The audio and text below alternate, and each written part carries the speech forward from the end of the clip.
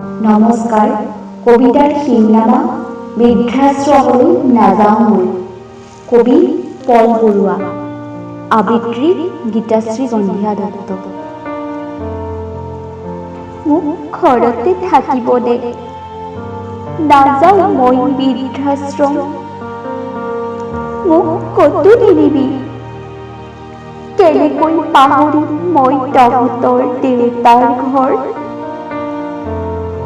বোপা, তই আছিলি 6 বছৰ, মাজনী আছিলি 3 বছৰ।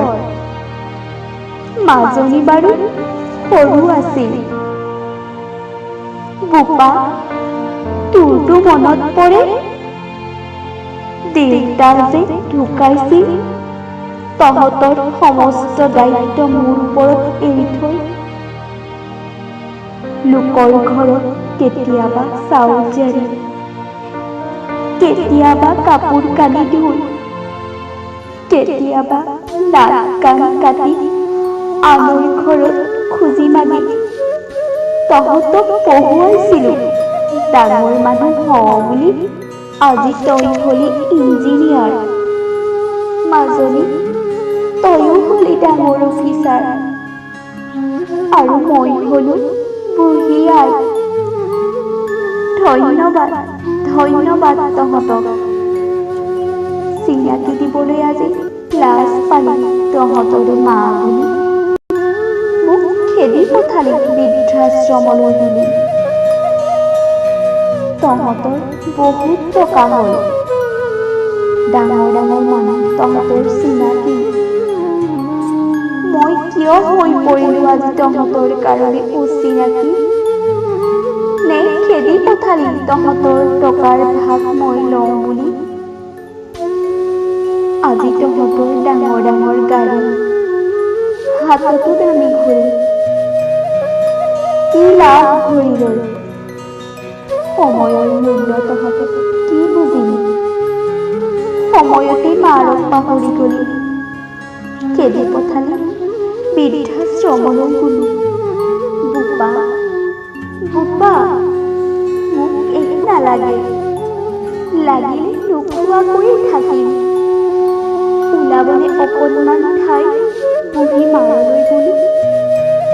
চিন্তা নকৰিবি বোপা, মাজনী তহঁতক লাজত পৰিব নিদিওঁ। নকওঁ মই তহঁতৰ মা বুলি। দেউতাৰৰ ঘৰটো বিক্ৰী কৰিলি, বনালি ডাঙৰ অট্টালিকা। মইনো ক'ত থাকিম? নাথাকো নহয় তহঁতৰ ঠাণ্ডা ৰুমত। পেলাই থবি লাগিলে বাৰান্দাৰ এচুকত নি। নাযাওঁ মই হলে বৃদ্ধাশ্ৰমলৈ বুলি। মাজনী তয়োতো এদিন মা হবি, যদি তোৰ সন্তানেও এনেকুৱা কৰে, যাবি জানো তই বৃদ্ধাশ্ৰমলৈ বুলি?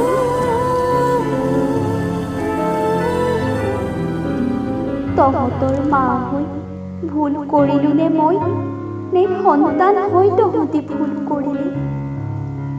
মই হাও নাই দিয়া, চাই আছে তহঁতক আকাশতে থকা জনী তললৈ মূৰ কৰি। নাযাওঁ, নাযাওঁ মই বৃদ্ধাশ্ৰম। মানুহে হাঁহিব তহঁতি বেয়া বুলি। মইতো বিচাৰো সদায় যাতে আনে তহঁতক কৈ ভাল বুলি। নাযাওঁ মই বৃদ্ধাশ্ৰমলৈ বুলি।